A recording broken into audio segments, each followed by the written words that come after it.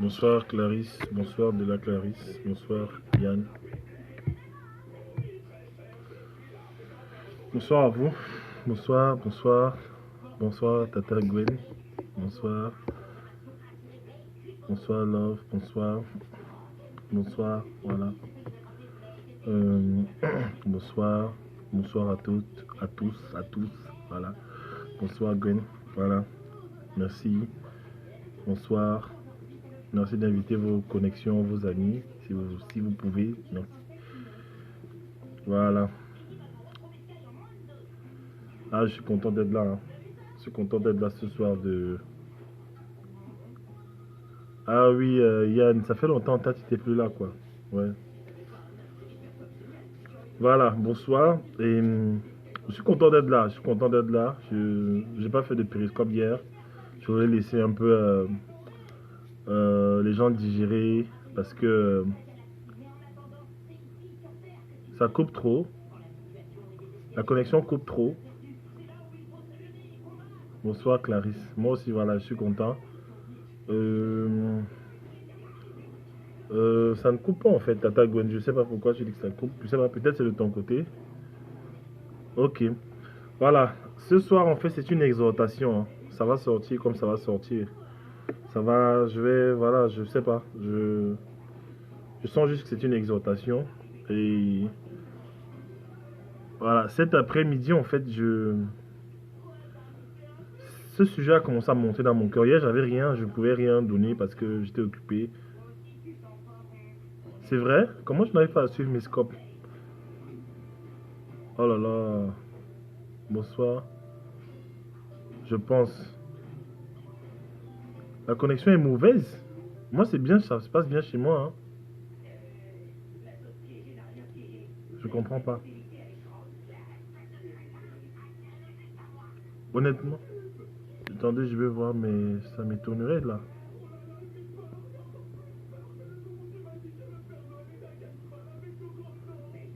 C'est ok. Bah, je sais pas, je crois que je sais pas vraiment. Chez moi, tout va bien, hein. Voilà, je sais pas. De toute façon, vous aurez l'occasion de revoir le périscope et. Ah, d'accord, ok. Donc, vous aurez l'occasion de revoir le périscope et aussi sur YouTube, en fait. Voilà. Et. Donc, en fait, il y a 2 jours de cela, depuis 2, 3 jours, j'ai entamé une série sur les liens d'âme. C'était vraiment le Seigneur qui m'avait inspiré cette série parce que beaucoup de gens m'ont écrit, beaucoup de gens sont touchés, même des amis que je ne soupçonnais pas, qui pouvaient être intéressés par le sujet. Voilà, les gens écrivent en fait et je me rends compte que c'est très important. C'est connecté à la destinée. Les liens d'âme, c'est connecté à la destinée, quoi. Les liens d'âme, c'est connecté à la destinée parce que il faut être libre à l'intérieur de toi pour pouvoir obéir à Dieu, quoi. J'ai dit que l'un des symptômes des liens d'âme, c'est que tu commences à désobéir à Dieu. Tu préfères aimer la personne la mauvaise personne en fait pour toi, plutôt que d'obéir à ce que Dieu te demande en fait. Et ça peut avoir une incidence sur ta destinée, sur ce que le Seigneur te demande de faire en fait. Et donc en fait, toujours dans la même continuité, Amen, Amen, Amen. J'ai des témoignages, voilà quoi, des gens en fait sont rendus compte des choses. Le Seigneur a ramené à la conscience des gens des choses qu'ils avaient oubliées, des relations qu'ils avaient oubliées, des actes, voilà, plein de choses en fait. Bonsoir Betty. Et tout ça en fait, c'est pour libérer le peuple de Dieu dans sa destinée quoi. Tu ne peux pas être un libérateur dans ta vie si Dieu ne te libère pas d'abord. Tu ne peux pas être un libérateur si tu es encore en prison de quelqu'un, si tu es en prison émotionnellement à cause de quelqu'un en fait. Dieu ne néglige pas ces choses. Peut-être nous les hommes nous négligeons. On se dit bah les liens d'âme et puis quoi, c'est pas grave. Non, Dieu ne néglige pas parce qu'il connaît l'impact en fait des relations. Il connaît l'impact des relations dans nos vies en fait. Quand Dieu te demande de quitter une relation, franchement tu as intérêt à obéir quoi. Parce que si tu n'obéis pas, tu vas produire, des Ismaël dans ta vie.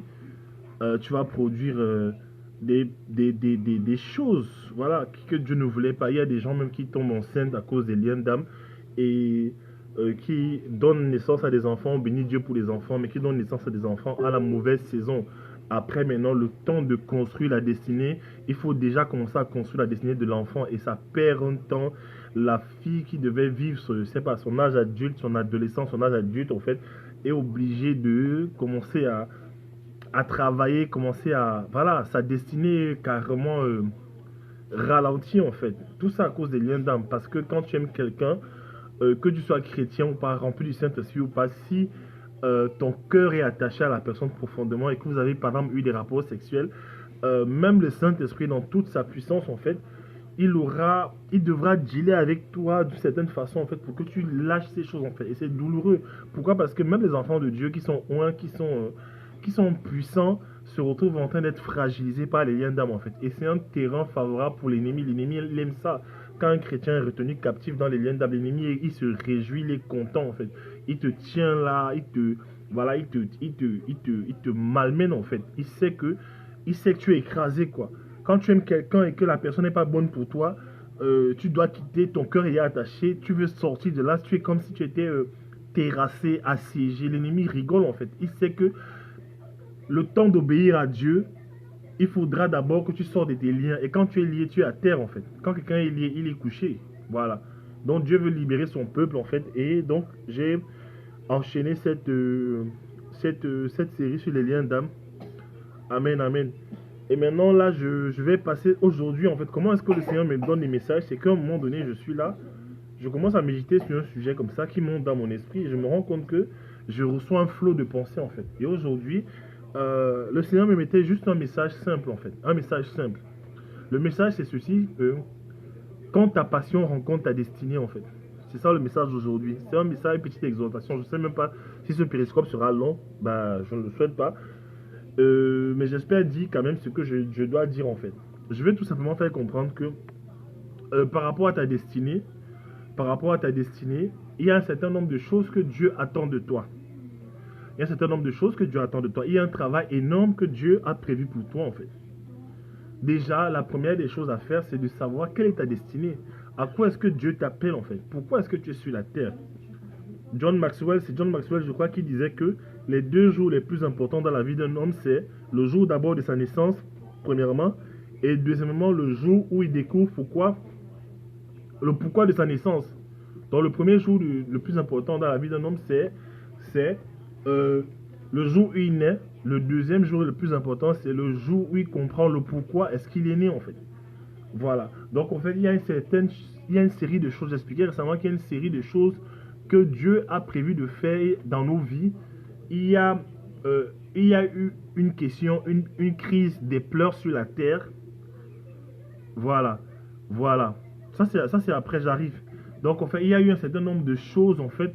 Il y a eu un certain nombre de choses en fait que le Seigneur a prévu de faire sur la terre à travers ta vie parce que tu n'es pas une erreur, tu es une réponse à des questions, à des crises en fait, à des cris qui sont montés à Dieu en fait, qui sont montés à Dieu. Voilà. Quand le peuple d'Israël pleurait à Dieu, il criait, il pleurait en fait dans les travaux forcés, dans les corvées. Dieu entendait ses cris en fait et il a suscité Moïse en fait. Toi aussi, quelque part, peut-être tu ne le sais pas, Dieu t'a suscité pour résoudre un problème. C'est peut-être parce que tu ne sais pas encore. Tu ne sais pas encore. Voilà, tu ne sais pas encore. Les gens qui vivent hors de leur appel sont toujours à la recherche de quelque chose de plus. Comme s'il leur manquait quelque chose en fait. C'est-à-dire tu vis ta vie, tu peux même avoir un bon boulot, une bonne carrière, mais il y a comme un petit truc une petite pièce en fait qui manque à ta vie. Quelque chose qui bloque en fait. C'est comme si le something là, c'est un petit truc qui bloque en fait à ta vie en fait. Un truc qui bloque en fait. Un truc qui bloque. C'est pourquoi? C'est parce que tu n'as pas encore mis les pieds sur ta destinée. Et maintenant, quand tu rentres dans cette dimension-là, ça c'est autre chose en fait. On a déjà fait des périscopes où j'explique comment découvrir ta destinée. Je fais du coaching aussi où j'aide des gens à découvrir leur destinée. C'est une série de questionnements, c'est une série de travaux pratiques qu'on fait ensemble en fait. Et par la grâce de Dieu, on trouve toujours en fait. On arrive toujours à trouver quelle est la destinée de la personne, quelle est la paix de la personne. C'est juste une technologie en fait que le Seigneur m'a donnée en fait. C'est une grâce. Bonsoir Nanouchka que Dieu m'a donnée en fait. Et j'aide les gens en fait à découvrir en fait pourquoi ils sont sur la terre. Donc en fait, il faut savoir ceci en parlant de la passion. Chaque fois que Dieu te demande de faire quelque chose, il te donne une passion. Je dis bien, chaque fois que Dieu te demande de faire quelque chose, il va te donner une passion. Pourquoi il te donne une passion? Parce que les choses que Dieu demande de faire, en fait, à première vue, c'est infaisable, c'est impossible, c'est difficile, en fait, c'est lourd. Mais en fait, Dieu sait, il est conscient de ça. C'est pour ça qu'il met en toi la passion pour faire. On peut aussi parler de ça, on peut aussi parler de revêtement, d'onction, d'un feu intérieur. Dieu doit te donner un feu intérieur. Il doit te donner un feu intérieur. Il doit te donner un feu intérieur. Tout le monde sur la terre a une passion. Chaque être humain a une passion. Une des raisons aussi pour lesquelles les gens ne trouvent pas leur passion, c'est parce qu'ils ne sont pas là où ils sont censés être en fait. Mauvais environnement. Je disais tout à l'heure sur Facebook que si tu es dans un boulot par exemple où, où tu, tu n'aimes pas ton travail, tu n'aimes pas ton patron, tout ce qui est dans l'environnement de ton travail, tu n'aimes pas, tu es là comme ça. La seule chose qui te maintient dans cet environnement, dans ce boulot-là, c'est ta paix à la fin du mois. Tu es dans le mauvais environnement, donc tu n'es pas tombé sur ta passion. Tu n'es pas tombé sur ta passion. Tu n'es pas tombé sur ta passion. C'est quoi d'abord la passion? C'est quoi la passion? La passion, c'est la capacité de s'attacher de façon fervente à quelqu'un ou à quelque chose pendant un temps donné pour atteindre un but. La passion, c'est une capacité de s'attacher de façon fervente. Tu t'attaches à quelque chose. Tu crois à quelque chose. Tu es prêt à tout pour quelque chose, en fait. À quelque chose ou à quelqu'un de façon fervente pendant un temps pour atteindre un but donné, en fait. C'est ça la passion. C'est ça la passion. Il se trouve maintenant que Dieu, pour te bouger, pour te faire faire ce qu'il veut que tu fasses, il te touche avec une passion en fait. Si Dieu ne te mettait pas une passion, tu ne ferais pas certaines choses en fait. Dieu doit te toucher avec une passion. Il doit toucher ton corps avec une passion. Sinon tu ne bouges pas en fait. Tu vas vouloir obéir à Dieu, mais les autres humains ne sont pas des robots en fait. Dieu lui-même, l'être humain n'est pas un robot qui obéit bêtement. Quand tu es dans une entreprise et que tu obéis bêtement, tu n'aimes pas ton travail, qu'est-ce qui se passe? Tu es en train de mourir à petit feu à l'intérieur, en fait. Ta créativité meurt. Ton potentiel, il diminue, en fait. Ta force interne, tu n'es plus heureux, en fait. Et Dieu sait très bien que tu ne pourras pas accomplir tout le plan qu'il a pour toi dans ta vie s'il ne te met pas une passion. La passion vient sous deux formes. La passion de Dieu vient sous deux formes. Elle vient comme un feu dans ton cœur, une grande joie, quelque chose qui te donne la joie de faire quelque chose. En fait, tu vois une chose, tu vois une tâche qu'on t'assigne à faire, elle est difficile. Mais toi, c'est comme si, alors qu'elle est difficile, c'est là que tu veux la faire en fait. Tu es content de faire ce qui est dur en fait. Voilà, quand vous voyez un pasteur, par exemple, qui prêche 4 cultes un dimanche, comme je voyais souvent le pasteur Yvan Cassanou faire, tu prêches un culte, 4 cultes un dimanche, du matin au soir, il faut que tu sois passionné de ça, en fait. Il faut que tu sois passionné. En plus, tu peux avoir une audience, en fait, qui est endormie, mais si tu arrives à prêcher le message, aller d'intensité en intensité, parfois il allait jusqu'au 4e culte, et c'est au 4e culte qu'il atteignait encore un autre pic de performance en fait. Je me suis rendu compte que non, ça ne se fait pas en fait si tu n'as pas la passion en fait. Donc la passion vient par ce feu-là que le Seigneur te met. La passion aussi vient par une deuxième chose, c'est par un fardeau en toi en fait. C'est un fardeau, on parle de la passion du Christ en fait. Tu vas mourir à la croix, mais tu es passionné par ça. C'est dur, mais tu sais que c'est attaché à ta vie. La mère Teresa, par exemple, on dit mère Teresa, elle avait une passion pour les pauvres en fait. C'était pas drôle de regarder les pauvres. C'était pas quand elle regardait ces pauvres, elle n'était pas joyeuse, elle était triste, mais c'était une passion en fait. Une passion, c'est-à-dire un fardeau que Dieu met dans ton cœur en fait. Un fardeau que Dieu met dans ton cœur. C'est comme un feu qui brûle en toi, qui te réveille la nuit, quelque chose qui te fait penser à... C'est un sujet en fait qui te réveille la nuit, et c'est un sujet qui te fait bouger lorsqu'on l'évoque au milieu de toi en fait. C'est quelque chose qui te fait bondir ou vouloir dire quelque chose quand le sujet est mentionné autour de toi. La passion, c'est aussi le carburant qui te pousse à continuer lorsque tu ne veux plus continuer. Voilà. Et donc, en fait, le Seigneur, dans sa science, en fait, a prévu que chaque être humain, en fait, travaille dans le domaine, en fait, où il est passionné, en fait. C'est vrai que il y a un frère sur Facebook tout à l'heure qui me disait que oui, avant de découvrir ta destinée, tu dois travailler pour la destinée de quelqu'un d'autre. Je suis d'accord. Mais en fait, pendant que tu sers à la destinée de quelqu'un, il faut que tu serves avec ta passion aussi.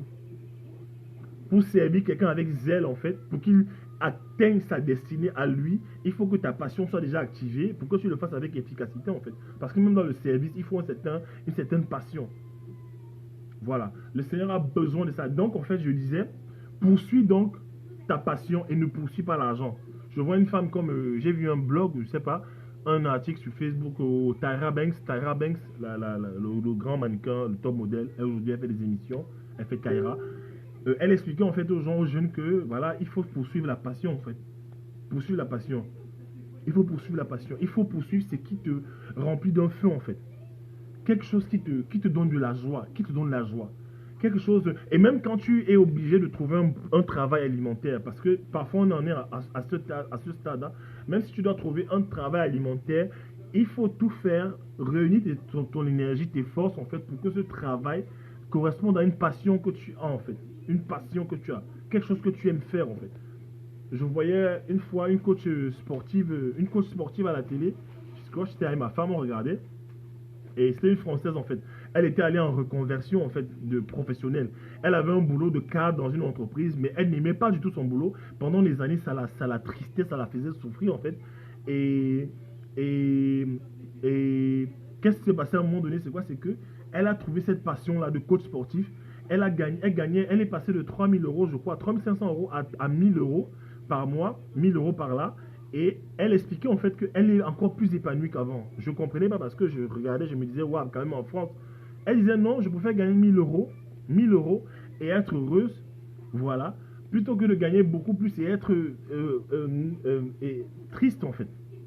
Et je me suis rendu compte d'une chose, c'est quoi? C'est que lorsque tu poursuis euh, un métier, quelque chose qui te passionne en fait, parce que c'est ce qui se produit en fait. Quand tu poursuis quelque chose qui te passionne, premièrement, tu, euh, tu deviens très productif en fait. Tu deviens productif. Ça veut dire que même si tu commences avec un salaire de 1 000 euros, alors que tu es passionné, bientôt ta passion va faire qu'on ne pourra plus se contenter de te donner 1 000 euros. On va augmenter ton salaire à la fin du mois, peut-être les 2 3 mois qui suivront en fait. Pourquoi? Parce que quand tu es passionné, tu es productif. Et autre chose, c'est que quand tu es passionné, en fait, qu'est-ce qui se passe? C'est que tu crées. Tu es créatif, en fait. Tu es créatif. Tu es créatif.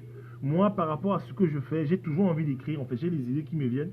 Je me suis rendu compte que je peux exprimer un message à travers n'importe quoi, en fait. En regardant la nature, en regardant un film, par exemple. Très souvent, avec ma femme, je regarde des films. Et juste en regardant une scène, en fait, je peux tirer tout un enseignement, en fait. Tout un enseignement de là. Ça, c'est quand tu es en train de fonctionner dans la dimension où tu es passionné. J'ai regardé une série américaine en fait.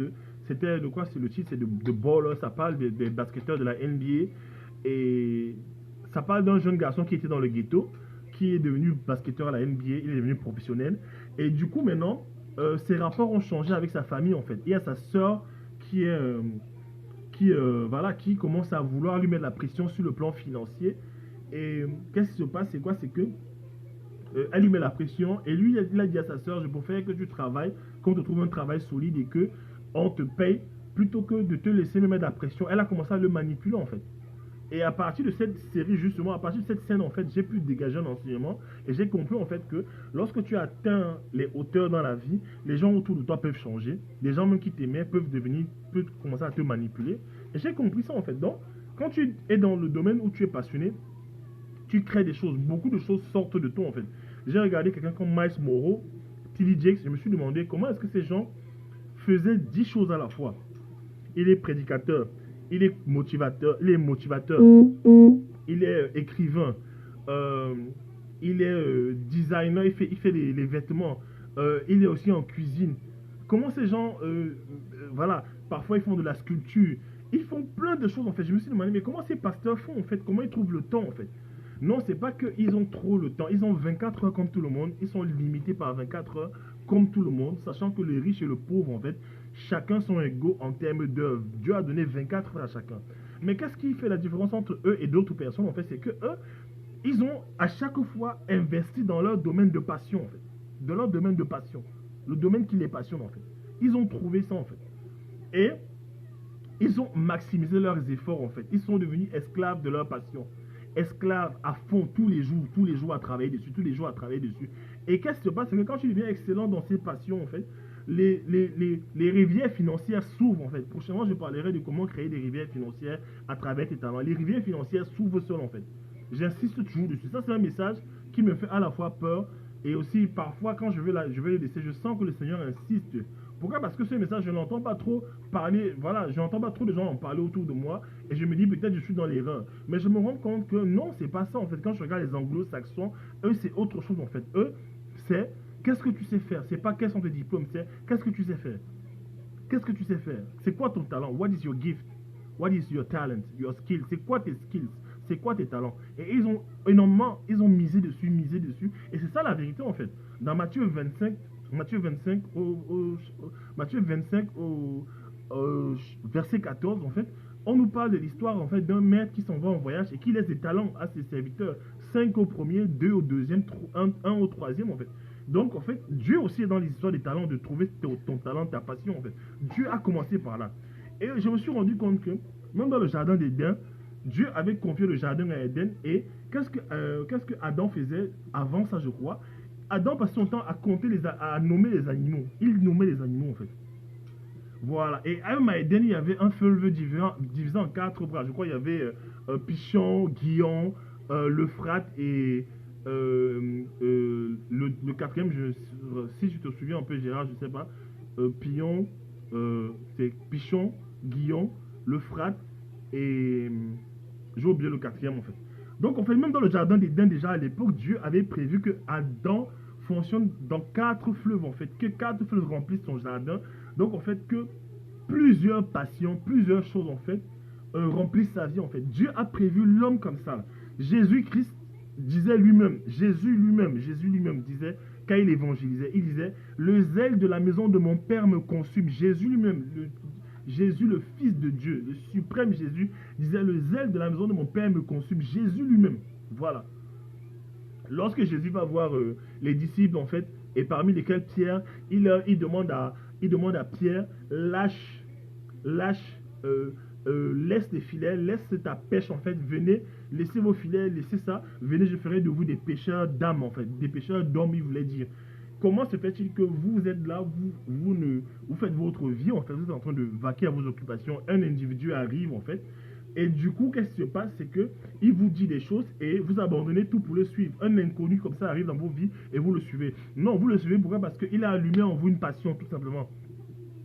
Quand Jésus a dit, lâchez tout, vous me suivez, je ferai de vous pécheurs, des pécheurs d'âme. Jésus disait que venez à moi, je vous donnerai une plus grande passion, en fait. Et dès qu'il a dit ça, ils ont tout lâché, ils l'ont suivi, en fait. Ils ont ressenti quelque chose en eux, un feu en eux, en fait. Un feu. Et même les disciples disaient, quand Jésus leur parlait, Jésus, c'était comme s'il disait, c'est comme s'il mettait un feu en eux. J'ai vu un passage, en fait, qui m'a intéressé par rapport à ça, c'est Jérémie 20, verset 9. Voici un prophète, hein, prophète Jérémie, celui qui est, voilà, Fichon, Guillon, Idékel, c'est Idékel que j'avais oublié, Euphrate, voilà. Prophète Jérémie, en fait, dans le Jérémie 20, verset 9, il dit ceci. Si je dis, je ne ferai plus mention de lui, parlant de Dieu. Il dit que s'il arrête de parler de Dieu, s'il se décide de ne plus parler de Dieu, donc de ne plus prophétiser de la part de Dieu, je ne parlerai plus de son nom, et il y a comme dans mon cœur un feu dévorant, qui est renfermé dans mes os. Je m'efforce de le retenir, et je ne le puis pas. Qu'est-ce qu'il dit en fait? Il dit que, parce que dans les lamentations de Jérémie, en fait, il se plaint. Il dit que Dieu l'a frappé, Dieu a cassé ses dents, Dieu l'a humilié, Dieu l'a roulé dans la poussière, il raconte des choses, il pêche avec sa bouche en fait. Et à un moment donné, il dit quoi?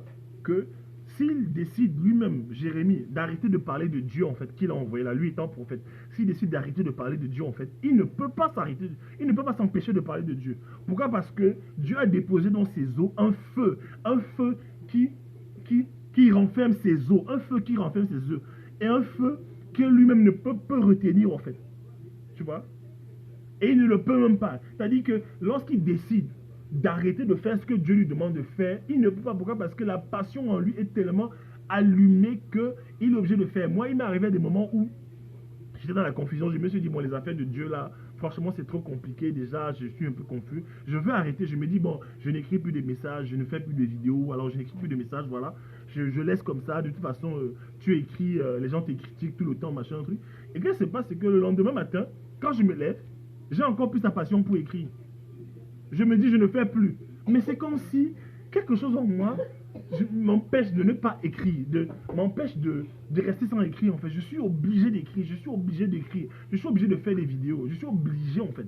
Depuis que j'ai commencé Periscope, je fais des vidéos, je fais des vidéos. À des moments, j'ai voulu arrêter, je sentais en moi un malaise, quelque chose qui me disait, fais les vidéos. Une fois, j'allais à la défense pour faire une autre vidéo sur les talents, et j'entends la voix du Saint-Esprit qui me dit, continue, ne t'arrête pas de faire des vidéos. Donc, il a mis en moi un feu pour ça en cette saison, un feu pour faire des vidéos, un feu pour faire des vidéos en fait. Feu pour faire les vidéos. Mais Dieu te met une passion pour faire ce qu'il te demande de faire en fait. C'est pourquoi si tu te retrouves dans un environnement où tu forces les choses, tu es dans un département à l'église où tu es en train de forcer les choses, c'est la corvée. Sache que ce n'est peut-être pas ton spot, c'est peut-être pas ton truc en fait. Ok, là ça va. Là ça va. Voilà, donc en fait, si tu es quelque part dans un département à l'église, dans un travail, dans une activité, et que voilà, et que tu es en train de forcer les choses, tu forces les choses, c'est dur. Tu te lèves le matin pour aller au boulot, c'est dur, tu dois lutter. Tu es dans les transports, tu es énervé contre les gens. Voilà, c'est que tu n'es pas dans le domaine de ta passion, tu n'as pas trouvé encore. Amen. Tu n'as pas encore trouvé ta passion. Demande à Dieu de te révéler ta passion, en fait. Voilà. Tu n'as pas encore trouvé. Si tu es là tous les jours, quand tu imagines seulement ton travail, ça te donne les boules à l'estomac, tu es mal à l'aise. Si le vendredi, tu es très heureux, si le vendredi, tu es heureux de tout ton cœur, et que le dimanche après-midi, vers 15 h, tu commences à sentir les palpitations, tu es triste en fait, parce que rien que le fait d'aller au travail lundi, t'as triste. Si lundi déjà, c'est la dépression sur le chemin de ton travail, c'est que tu n'as pas trouvé encore ta passion. Je comprends que, je dis souvent que je comprends que par un moment donné de ta vie, en fait, tu vas devoir faire un boulot alimentaire.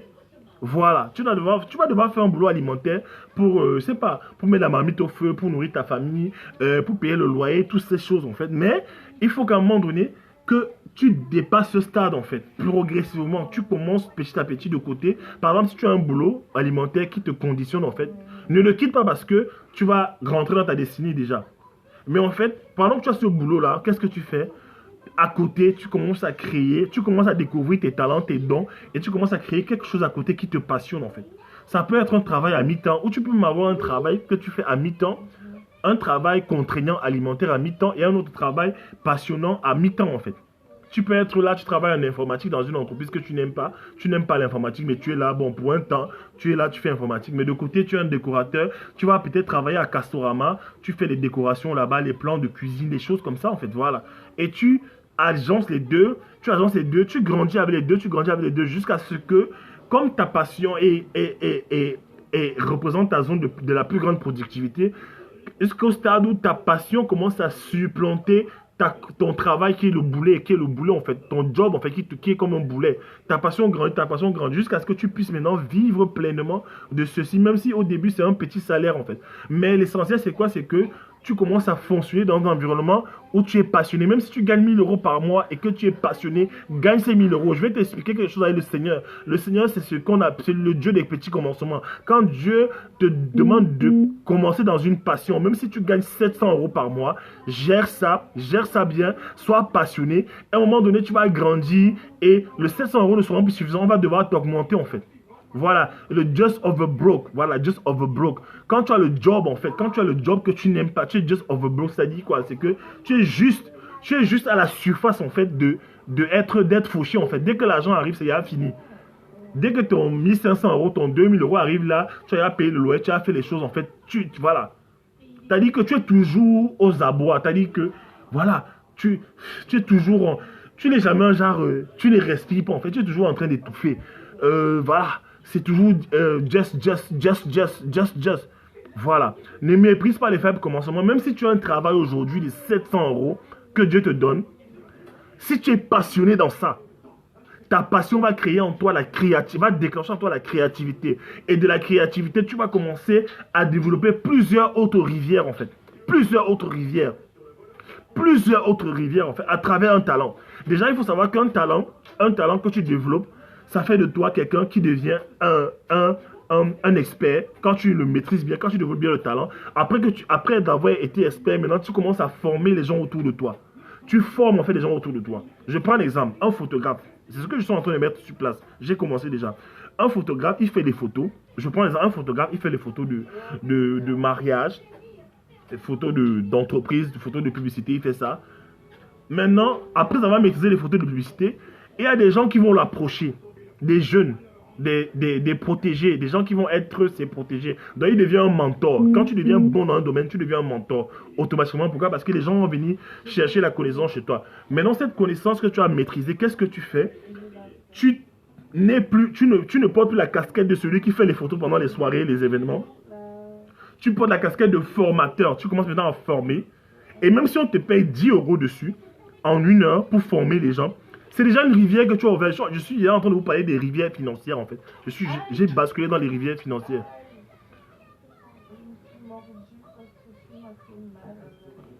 You don't want to quit. But tu ne vas pas... Là où tu es, il y a peut-être...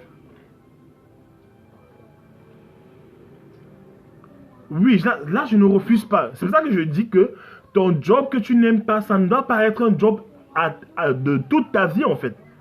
Tu es peut-être là pour résoudre un problème, comme tu dis, tu es peut-être là aussi pour apporter une solution, mais ce ne sera pas un job de toute ta vie. De toute ta vie, en fait. Je ne pense pas que ce soit possible, en fait. De toute ta vie. Je ne pense pas que le Seigneur veut t'enseigner des choses toute ta vie.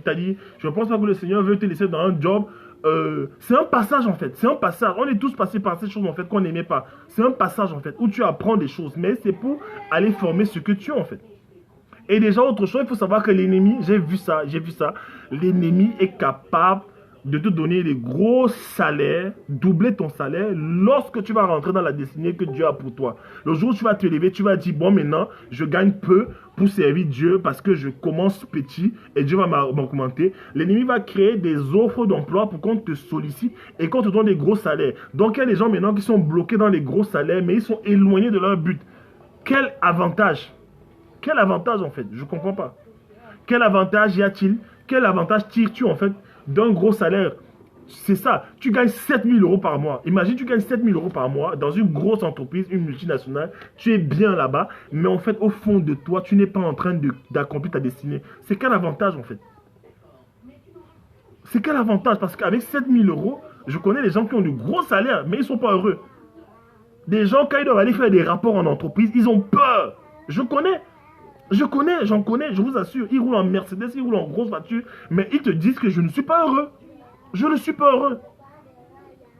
Voilà. Et qu'est-ce qui se passe? C'est que dans ces jobs, en fait, où tu as des gros salaires, là, tu es très souvent un exécutant. C'est-à-dire, tu as toujours les gens au-dessus de toi et ce que tu apportes à l'entreprise en termes de plus-value, c'est rien par rapport à ce qu'ils te donnent, en fait. Quand on te donne un boss, il faut savoir, ça coupe comment? Moi, je...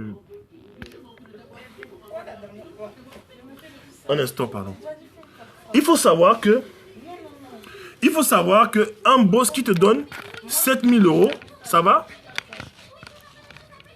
Est-ce que ça va? Voilà.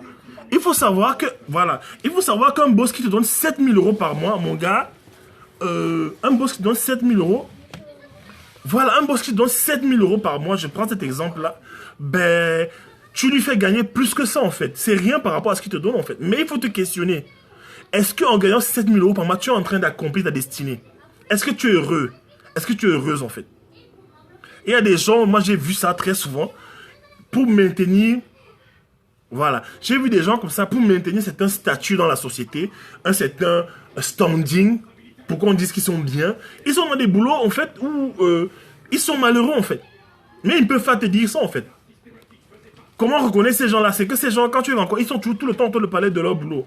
Oui, je suis ici, je suis cadre ici, je suis ici, je suis cela, je suis cela. Mais au fond, en fait, pas heureux du tout, en fait. Pas heureux. Pas heureux. Tu peux parler en vacances quand tu veux. Oui, c'est ça. Je suis cela, je suis dans tel gros truc, je suis dans tel gros truc. Oui, mais après, chaque année, tu es dans la même situation, en fait. C'est toi qui es tout le temps stressé. Voilà. Tu dois constamment rendre des rapports. Parfois, tu ramènes le travail à la maison. Tu donnes 8 heures de temps à quelqu'un qui, lui, s'enrichit, en fait. Voilà. J'écoutais un enseignement l'autre jour avec ma femme, c'était l'art de ne pas travailler, en fait. J'oublie le nom de l'auteur, malheureusement. Je vais chercher ça, je vais mettre sur Facebook. Et le livre, c'est l'art de ne pas travailler. Est-ce que quelqu'un peut trouver la vidéo pendant qu'on parle en fait sur Periscope? L'art de ne pas... Ce journal, c'est l'art de ne pas travailler. L'art de ne pas travailler. En fait, il expliquait en fait que si tu as un boulot qui te paye bien, et que ce boulot-là t'empêche en fait d'avoir tes temps de loisirs, tes temps de qualité avec ta famille, de voir tes enfants grandir, franchement, ce boulot, tu dois déjà le quitter en fait. Tu dois déjà le quitter. Si tu as un boulot qui t'empêche de concilier vie familiale et travail, et passer du temps de qualité avec ta famille, voilà, tu n'exprimes même pas ta créativité. Voilà, tu n'exprimes pas ta créativité en fait. Je vous assure, ce message, on est francophone, mais ce message il me fait peur. Pourquoi? Parce que quand je vais dire ça, les gens vont dire que oui, tu te prends pour qui? Voilà. Comment tu peux dire ça? Tu veux dire qu'on doit cracher sur nous? Je ne demande pas de cracher sur ton boulot. La Bible dit que le précieux trésor... Voilà, le précieux trésor d'un homme, c'est l'activité. Donc, c'est bien le travail. Mais il faut travailler le travail que Jésus lui-même a marqué de son sceau. Voilà. Voilà. Joseph n'avait pas de salaire. Mais Potiphar lui avait donné main libre. Et vous rendez compte que Joseph, pendant toutes ces années, il n'avait pas de salaire. Il souffrait, mais il développait son talent d'économiste. Il développait ses talents, ses dons de vision, d'interprétation des rêves, en fait. Qu'est-ce qui s'est passé? À la fin, les intérêts composés de cette compétence qu'il a développée ont fait de lui un milliardaire en fait. Voilà, il y a une différence entre l'emploi et le travail. Il y a une très grande différence. L'emploi, c'est quelque chose, voilà, tu fais ça pour payer, voilà, pour mettre la casserole au feu. Mais à un moment donné, il faut que tu rentres. Surtout, on est dans les temps de la fin. On est dans les temps de la fin. Jésus revient bientôt. La Bible parle du transfert l'art de ne pas travailler. Ernie Zelinski, merci beaucoup Laetitia. L'art de ne pas travailler, voilà. On est dans les temps de la fin. La Bible parle d'un transfert des richesses des mains des méchants entre les mains des justes, en fait. Vous pensez que le transfert se passera comment? Voilà, merci Joanna. On m'a dit à envoyer, merci. Voilà. Le travail, c'est accomplir ta destinée, en fait. Voilà. Voilà. Donc, en fait, le Seigneur va mettre cette passion en toi et il faudra que tu suives cette passion, en fait. Même si au début, c'est petit. Je te dis, même si au début c'est petit, commence petit. Quand on parle de transfert des richesses des mains des méchants, vous pensez que le transfert va se passer comment? Le transfert ne va pas se passer comme ça. Le Saint-Esprit ne va pas dire aux chrétiens, ok, demain à 21h, restez dans vos salons comme ça, on va faire le transfert. L'argent va sortir des poches des méchants la nuit, ça va venir entrer dans vos maisons. Non, c'est pas comme ça là. C'est pas comme ça. Le transfert des richesses va se passer par nos compétences, par nos talents, en fait, par nos passions. C'est pourquoi les chrétiens doivent se préparer, en fait. Alors que le transfert est en train d'arriver. Le transfert a déjà commencé, je pense. Le transfert des richesses entre les méchants et les justes, en fait. Dieu va utiliser quoi? Il va utiliser les talents et les dons qu'il a déposés en nous. Il va utiliser les dons de communicateurs, les talents d'orateurs, les talents de cuisiniers, les talents de photographes, les talents d'administrateurs, les talents de motivateurs, les talents de conseiller conjugal, les talents de coiffeur, je ne sais pas, les talents de programmateur, les talents d'encadrement éducatif. Tous ces talents que Dieu a déposés en nous là, Dieu va faire le transfert à travers ces talents. Dieu ne fera pas le transfert des richesses à travers ton boulot, à travers ton boulet. Non, il ne fera pas. Il fera le transfert à travers les talents que lui t'a donnés depuis la fondation des temps. Il fera le transfert à travers ces talents en fait. Voilà, justement, moi aussi je vous conseille de ça, devenir riche pour Dieu en fait. Le transfert se fera voilà, merci mon frère. Le transfert se fera à travers les talents que Dieu t'a donnés. Donc si tu es là tout le temps, tu es dans un travail chez un patron qui te fatigue, que tu n'aimes pas, commence déjà à dégager quelque chose comme un vase, quelque chose de côté, un talent que tu vas développer, tu vas faire grandir et le transfert va se passer par là en fait. Le transfert c'est pas une fenêtre qui va s'ouvrir dans ta maison et les billets de banque vont tomber, non. Dieu attend qu'on soit excellent dans un domaine en fait. Dans un domaine en fait. Aujourd'hui, j'ai causé avec un grand frère là qui est à l'église, un grand frère Darcy Ondaga.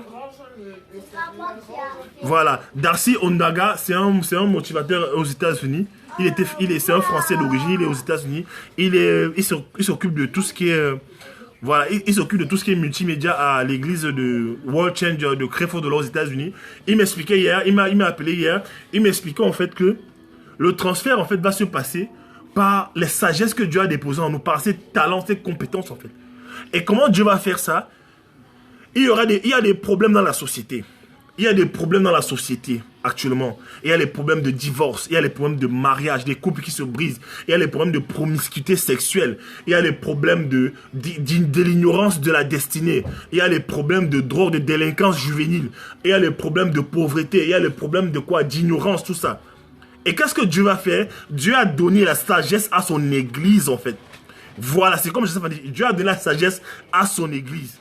Voilà.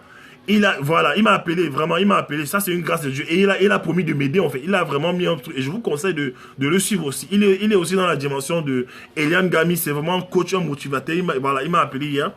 Et donc, en fait, Dieu, il y a des problèmes dans la société actuelle. Regardez autour de vous, en fait. Et Dieu, Seigneur m'a fait comprendre que pour avoir de l'argent, pour être riche, en fait, il faut t'asseoir à un moment donné. Commence à observer la société.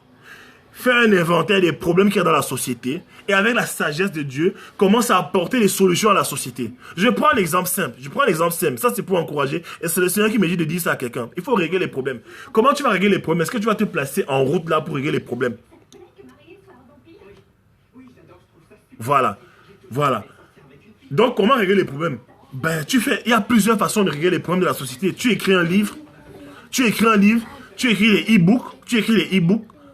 Les e-books, est-ce que vous savez qu'aujourd'hui, j'ai parcouru des sites des blogueurs américains, des gars qui font des livres audio et des livres numériques sur e-book.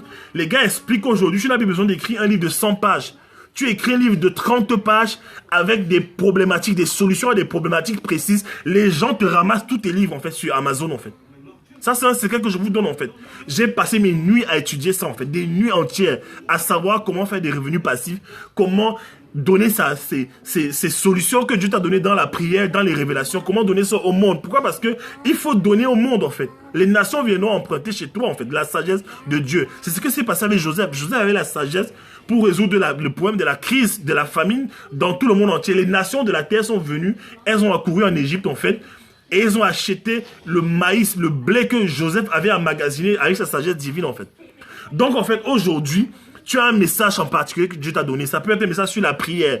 Ça peut être un message sur la gestion d'entreprise, sur la gestion financière, sur comment établir un budget, sur comment réconcilier un couple brisé. Dieu t'a donné une révélation sur comment coudre les vêtements. Fais des CD, fais des livres audio, fais des e-books, et maintenant, tu peux vendre ça aux gens du monde. C'est là que maintenant le transfert arrive, en fait. Les gens achètent. Pourquoi? Parce qu'ils sont désarçonnés.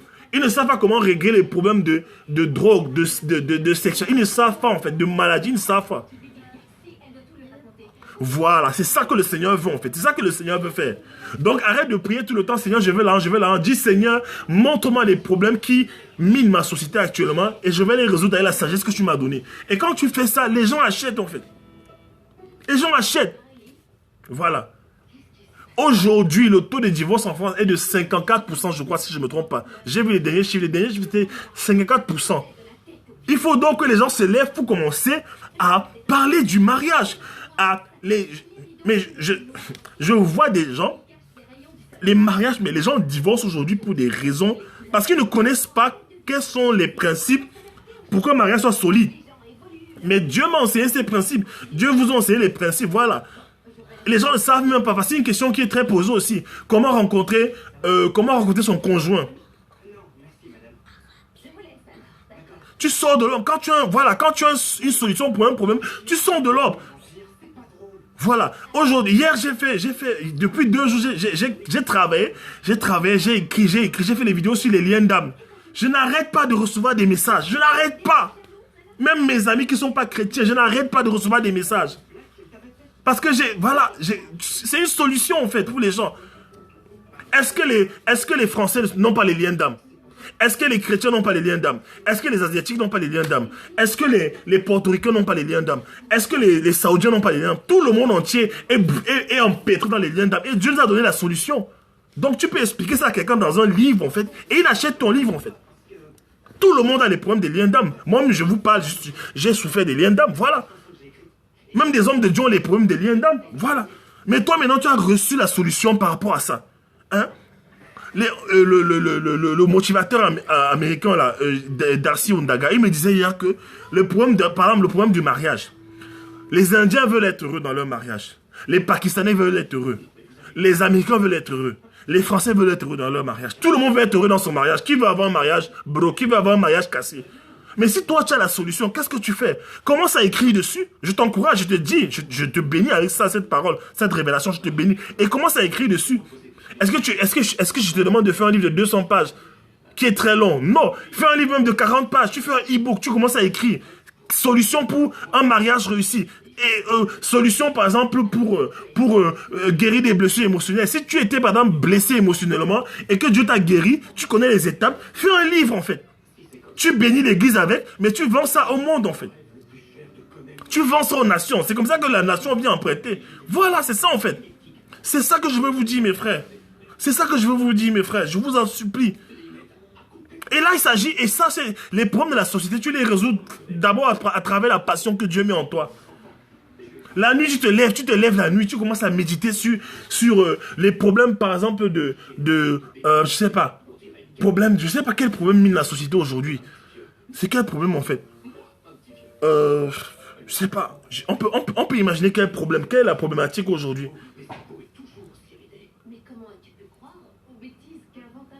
Voilà. C'est quel problème, en fait, que tu peux résoudre, en fait. Et moi, j'ai pas peur. Voilà, l'économie, le divorce, le chômage. Voilà. Si tu étais quelqu'un tu étais dans le chômage, je prends l'exemple simple. Tu étais dans le chômage, hein. Tu étais dans le chômage, tu chômais. Ça n'allait pas. Du jour au lendemain, Dieu t'enseigne comment développer ton potentiel et attirer à toi les clients. Peut-être à créer une entreprise, comme j'ai fait. Créer une entreprise, commencer à créer plusieurs entreprises, plusieurs rivières. Qu'est-ce que tu fais? La dépression. Si tu étais dans la dépression et que tu es sorti de la dépression, qu'est-ce que tu fais? Si tu avais une maladie bipolaire, tu étais bipolaire, voilà, tu guéris de ça, qu'est-ce que tu fais? Tu écris un livre, How I overcame bipolarity. Quelque chose comme ça. Tu écris un livre, tu mets 5 étapes pour vaincre la bipolarité. Et tu écris, c'est ton témoignage. Tu écris ce livre, en fait. Qu'est-ce qui va se passer? Les gens vont acheter ça. Tu fais un livre audio dessus, un livre sur Kindle, tu écris, tu mets ça en ligne, les gens vont acheter. Et à un moment donné, les gens vont te demander acheter que tu n'auras même plus besoin de ton job qui est ton boulet, en fait. C'est ce que j'ai vu. Je vous assure, j'ai parcouru des sites, des vidéos sur YouTube avec des blogueurs, tout ça, des vlogueurs. Ben les gars, j'ai vu un gars par exemple qui faisait un livre en 24 heures. Il faisait un livre e-book en 24 heures. Il disait que son livre n'a pas besoin d'avoir plus de 30 pages. En 24 heures, il fait son livre. Et le mec a fait près de 2000 livres et il s'assoit, il vit de ça.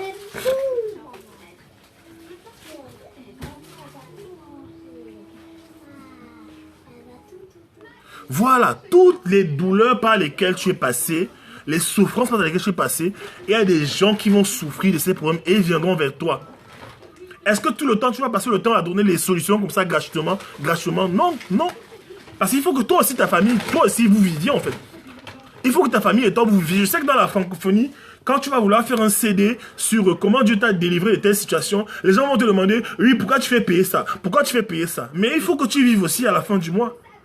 Il faut que ta famille soit nourrie aussi. Est-ce que je mens? Les gens m'ont dit oui. Et les gens qui disent ça, c'est des francophones. Les Américains ne pensent pas comme ça. L'Américain, voilà ce qu'il fait. L'Américain, voilà comment vaincre le ciel. L'Américain entier sur sa tête. Il arrive à s'en sortir de sa blessure sur la tête. Il écrit un livre. Comment est-ce que j'ai vaincu un tir sur la tête? Il raconte les étapes. Ce qu'il a fait pour s'en sortir. Voilà. Et les gens achètent ce livre. Pourquoi? Parce qu'après, il y a aussi des gens à qui on va tirer sur la tête. Et qui vont chercher des livres. Est-ce que vous savez qu'aujourd'hui, dès que les gens souffrent, la première chose qu'ils font, c'est d'aller chercher les solutions sur Internet. Je vous parle bêtement, en fait. Dès que quelqu'un a un mal à la tête, il a une douleur au dos bizarre, il va d'abord chercher sur Internet. Les gens cherchent d'abord sur Internet. Et si un gars avait aussi une barre dans la tête et il souffre et il regarde sur Internet, il trouve que tu as écrit un livre dessus, le mec va commander ton livre directement. Sur Google, il va commander ton livre directement. Est-ce que je mens? Si tu es une fille, tu es sortie avec des garçons qui étaient des manipulateurs. Ils t'ont drainé émotionnellement, ils t'ont fatigué émotionnellement. Et tu connais les détecter. Tu écris un livre dessus. Tu connais les détecter, tu écris un livre dessus, tu vas aider beaucoup de filles que tu verras en train de souffrir. Tu vas lui dire, ma soeur, ce que tu vis là, le gars là c'est un manipulateur. Comment c'est un manipulateur? Viens, achète mon livre, voici un livre. Voici le livre, c'est 10 € sur internet, achète ça, tu lis bien. Tu vas voir comment tu vas résoudre, tu vas voir comment tu vas les dénicher. Elle achète des livres de 10 €, peut-être 50 pages, elle le lit pendant 2 jours. Et souvent, vous savez que les livres qui répondent à nos problématiques, ce sont les livres qu'on lit très vite. Donc elle va lire, elle va dire, waouh, en fait c'est vrai. Voici comment on reconnaît un manipulateur. Voilà, il est comme ça. Allez, il est ceci, il est cela. Ok, mais tu écris un livre en fait. Et je vais te dire aussi autre chose, c'est que tout le monde doit écrire un livre. Chaque être humain est né avec un livre. Pourquoi ton livre, c'est ton histoire. Dieu lui-même a écrit un livre, la Bible. Nous sommes remplis, c'est ça, nous sommes remplis en fait. C'est pourquoi quelqu'un disait, Les Brown disait que if you know how to tell your story, you become a millionaire. If you know how to tell your story, you become a millionaire. Si tu connais comment raconter ton histoire, tu deviens millionnaire. Et c'est ce que les motivateurs américains font. Ils ne font que raconter leur histoire. Les Brown, tu l'invites à des conférences où tu lui donnes 25 000 $ en 1 heure. Il te raconte son histoire d'enfance, comment il était retardé mental. Comment il était retardé mental, on l'a fait quitter du cours élémentaire au cours élémentaire, au cours préparatoire, parce qu'il était retardé mental. Jusqu'à ce qu'il rencontre un mentor qui l'aide à changer de mentalité et commence à croire en lui. Et il avance et il écrit des livres. En fait, aujourd'hui, attends. Voilà, tu es une femme, tu souffres dans ton mariage, Hein? Tu vis des abus dans ton mariage, des abus. Tu souffres dedans. Un jour, Dieu te libère de ce mariage. Tu écris un livre dans le mariage. Comment éviter ces choses en fait. Comment éviter. Et tu évites ça à des gens. Et les gens achètent ton livre. Tu n'as pas besoin d'avoir fait les études. Tu n'as pas besoin d'avoir fait les formations. Et autre chose. Un secret aussi. Mas Moreau expliquait que. Voilà. Amen. Ce film sur YouTube, L'amour XXL. Je vais chercher ça. Voilà. Je note. Je prends ça en note. L'amour. Bon, l'amour XXL, j'espère que c'est pas un titre un peu controversé. Quand je vois XXL, bon bref. Voilà. Donc en fait, Miles Monroe expliquait que tu n'as pas besoin d'être écrivain. Tu n'as pas besoin d'être le gars le plus fin en écriture. Tu n'as pas besoin d'être comme ça. Tout ce dont tu as besoin, c'est d'avoir des gens qui savent écrire. Des gens qui savent détecter les fautes au milieu d'une phrase. Oh, d'accord. Ah, mon frère, d'accord. Ok, je vais chercher ça. Voilà. Les gens qui savent détecter des fautes dans une phrase, ils vont t'aider à écrire ton livre. Tu apportes juste le message. J'ai vu dernièrement ma soeur Bettina, si tu confirmes, on a vu une entreprise sur Facebook qui te permet de faire des livres à travers tes prédications. C'est-à-dire, tu fais des messages, tu fais des séries de messages comme ça sur un sujet qui t'intéresse. Tu t'enregistres de façon audio sur un sujet qui t'intéresse. Tu fais des séries. Et après, ils prennent ça, ils en font un livre. Voilà, c'est fini, tu as ton livre. C'est comme ça que Miles Monroe a écrit ses livres, en fait. Voilà. Vous connaissez l'histoire de... C'est Chris Powell. Vous connaissez Chris Powell? Voilà, Chris Powell. Le mec, c'est le mec qui fait... c'est le mec qui fait maigrir les gens obèses aux États-Unis. Les gens obèses. Chris Powell. Voilà, Chris Powell. Il fait maigrir les gens aux États-Unis. Qu'est-ce qu'il a fait? Il avait son ami qui était en surpoids. Il avait son pote... Voilà, amen. Il avait son pote qui était en surpoids. Et ça l'attristait. Qu'est-ce qu'il a fait? Il a décidé de faire perdre à son pote plus de 100 kilos en 1 an. Il s'est battu avec son pote. Il a aidé son pote à perdre du poids. Après 1 an, son pote a perdu plus de 100 kilos. Son pote a maigri. Ça a fait un buzz aux États-Unis. Les gens ont commencé à lui écrire partout. Le mec est devenu coach. Il s'est dit, personne de plus de 100 kilos en 1 an, je peux faire maigrir des millions d'Américains. Et aux États-Unis, est-ce qu'il n'y a pas un problème d'obésité? Il y a un problème énorme d'obésité aux États-Unis. Aux États-Unis, il y a des salles de sport au kilomètre carré. Des salles de sport partout, dans presque tous les carrefours aux États-Unis. Mais ça n'empêche pas à l'obésité de gagner en nombre, en chiffres. L'obésité ne fait que monter. C'est aux États-Unis aujourd'hui qu'il y a toutes sortes de régimes, toutes sortes de régimes végétaliens, végétariens, pour perdre du poids rapidement. Mais le taux d'obésité ne fait qu'augmenter, augmenter, augmenter, augmenter. Voilà, devenons une réponse. Et ce matin, le Seigneur me mettait cette phrase en tête, c'est que assieds-toi, observe la société avec des grands objectifs comme ça.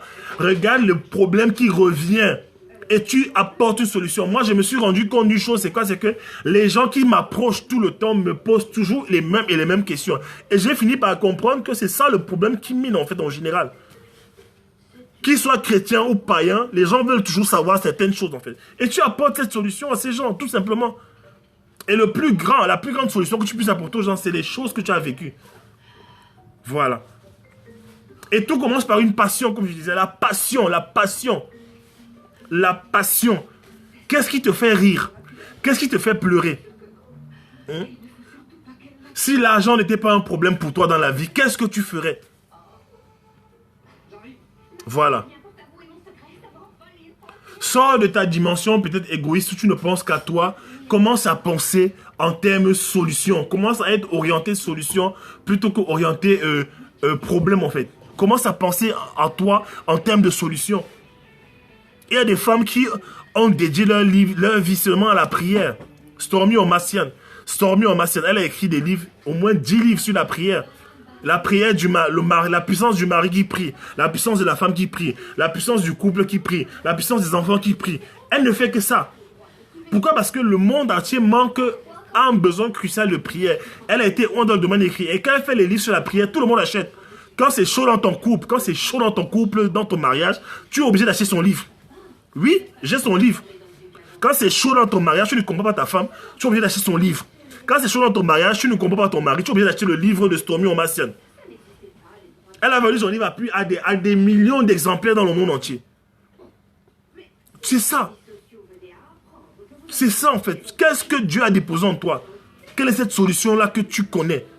Quelles sont ces révélations que Dieu t'a données? Dieu te donne, voilà. Être un chemin, une solution, une lumière pour les autres. Et comment est-ce que tu vas livrer ta solution aux autres? Tu ne vas pas rester tout le temps sur Périscope à livrer ta solution aux autres. Tu ne vas pas rester dans ton quartier au Carrefour avec, je sais pas, avec un micro. Non, tu fais des livres. Tu fais des CD, tu fais des DVD et tu vends. Avec la solution que Dieu a mis dans ton cœur. N'essaye pas de prendre les messages de quelqu'un d'autre. N'essaye pas de prendre les messages de quelqu'un d'autre pour prêcher. Ça ne va rien donner de bon.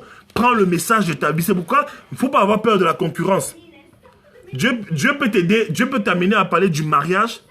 Et moi, m'amène à parler du mariage. Mais nos façons de parler du mariage traitent des problématiques différentes.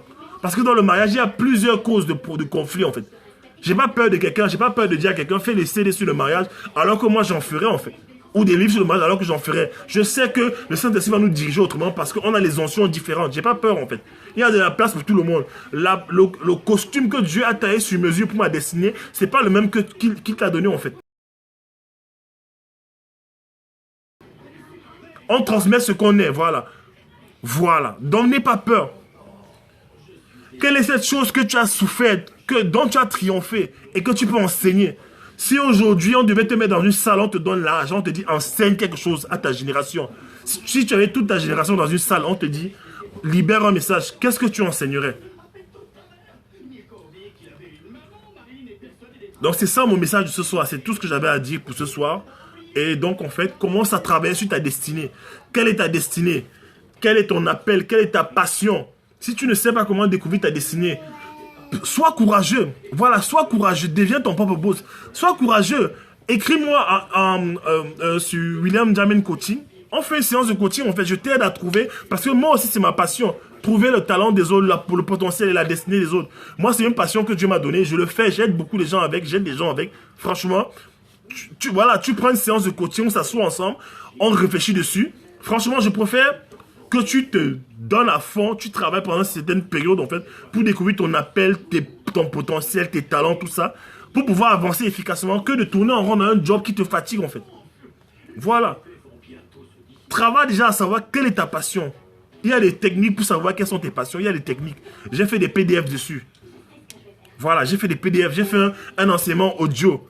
Voilà. Qui sera disponible bientôt, qui sera disponible sur mon site bientôt, où je t'aide à découvrir ta destinée, en fait, par des points précis, mais que tu n'imaginais pas, que tu ne soupçonnais pas, pas des questions précises, en fait. Voilà. Commence à trouver déjà, parce que tu ne peux pas vivre éternellement, tu peux pas vivre toute ta vie sans savoir pourquoi tu es sur la terre, quelles sont tes passions. Tu dois savoir ça. Et quand tu sais quelle est ta passion, quel est ton appel, tu deviens une passerelle sur la terre pour les gens. Tu deviens comme une échelle en fait sur la terre, où le Seigneur envoie les bénédictions à travers toi pour toucher le monde entier. Voilà. C'est ça. C'est ce que je voulais dire ce soir en fait. Soyez bénis, soyez bénis, soyez bénis.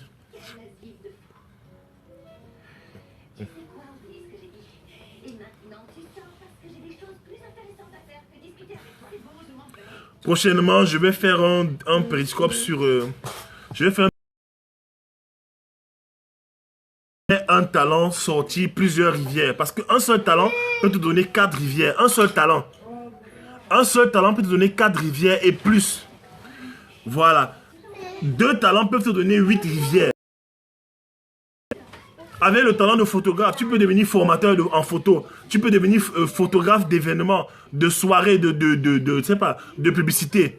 Voilà. Avec seulement ce talent-là, tu peux devenir photographe culinaire, qui est demandé. Tu peux devenir photographe animalier. Tu peux devenir, c'est pas un portrait. Si tu fais les portraits, en fait. C'est ça, en fait. Un seul talent te donne beaucoup de rivières. Un seul talent. Tu peux faire des livres photos. Voilà. Si tu es communicateur, tu es bon en communication, je sais pas, en conseil. Tu vois, tu peux écrire des livres sur le conseil. Si tu es un motivateur, tu peux coacher les gens. Tu peux coacher les gens en sport, Tu peux coacher les gens en nutrition. Tu peux coacher les gens en relation conjugale. Tu peux, en fait, un seul talent que tu développes bien. Le tout, c'est d'abord de développer un talent. Quand tu le développes bien, il ouvre la porte. Miles Moreau disait qu'un talent, c'est l'arbre qui cache la forêt. Un talent comme ça, quand tu le développes, en fait, ça t'ouvre les portes à beaucoup de choses, en fait. Il faut dès aujourd'hui prendre la décision de devenir quelqu'un qui travaille sur ses talents. Médite constamment dessus sur les talents, médite dessus, que le Saint-Esprit commence à t'inspirer, en fait. Qui t'inspire, voilà. Voilà. Soyez bénis. Be blessed.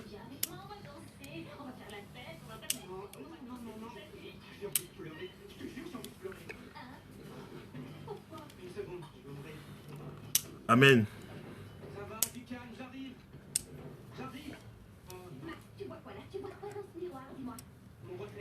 De rien. Les références au livre, s'il vous plaît, les références au livre.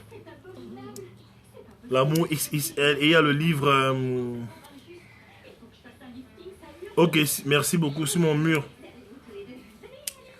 Ou par mail, s'il vous plaît. Mail et mon adresse email est sur mon profil Periscope. coaching@williamjamin.com. Merci.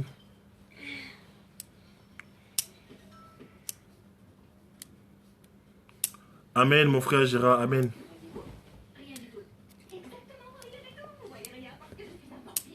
Amen. Bon, je vais vous laisser. Bye bye.